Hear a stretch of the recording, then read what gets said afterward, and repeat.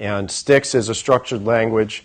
As we covered before, it is a data model for describing cyber threat information, and the objective is so that it can be shared and stored and then analyzed in a consistent manner between teams.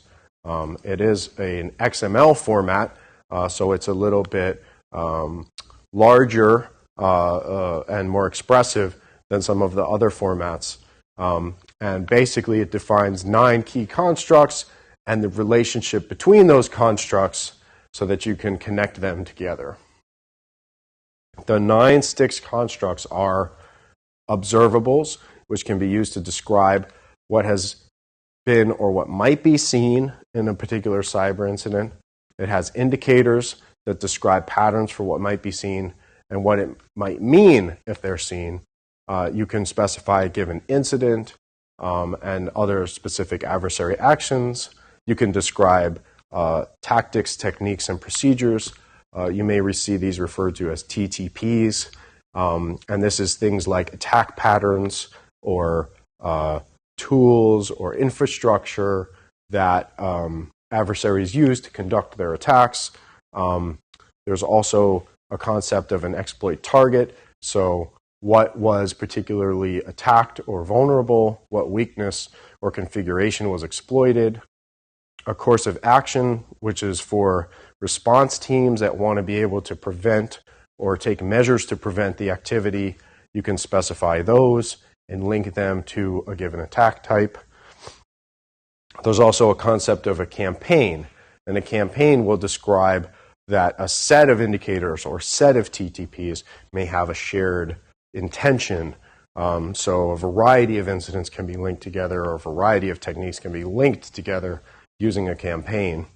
And then you can also specify a threat actor, which you can then describe and sort of characterize the adversary that is performing these attacks. Your investigation may uncover things about their motivation, or you may receive their motivation. They may even send things to you that you can use to infer what their motivation actually is. And you can describe these using the threat actor data model. So, number 9, they have also introduced a construct for a report, which sort of is the meta STIX construct and allows you to really kind of relate different STIX objects together and then describe some other context that they all share together.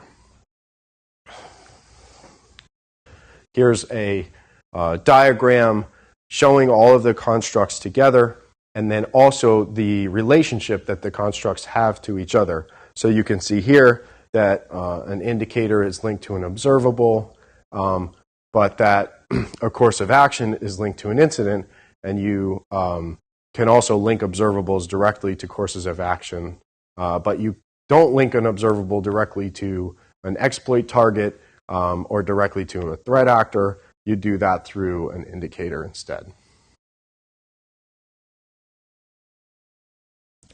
So there's also some tools and utilities that you can use if you're working with STIX.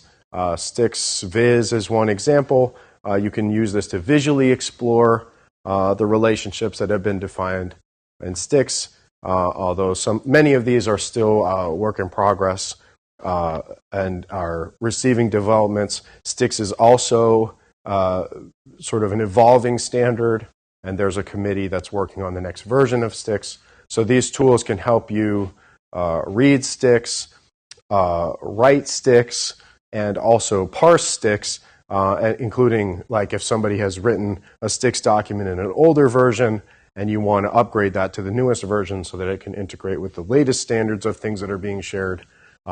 It can help you manage the changes in a data model from one version to another. So here's another few examples of tools. There's been many more, but these are some of the sort of more commonly available ones. Python STIX for generating, parsing, and manipulating STIX, and then a validator, which allows you to confirm that the STIX that you've written actually conforms with the existing standard, and other tools such as Ramrod, which will update legacy STIX and legacy XML content. So for more information There's mailing lists. There's a discussion. You can register at the list registration link here, and you can find an archive of discussion, which is very useful at answering things like questions that you might have. Somebody else may have already had a question, and the archive of the list you may find the answer to your question already in the archive of the list. So there's also many more tools for creating and validating and transforming STIX, and you can find a full list which is available at the STIX project on GitHub, and we've provided a link in these slides. So in addition to STIX, there's a protocol called TAXII, which stands for the Trusted Automated Exchange of Indicator Information. So TAXII was originally sponsored by DHS and developed by the MITRE Corporation, but it defines protocols for the secure exchange of cyber threat information. Usually that's STIX, although it can be others.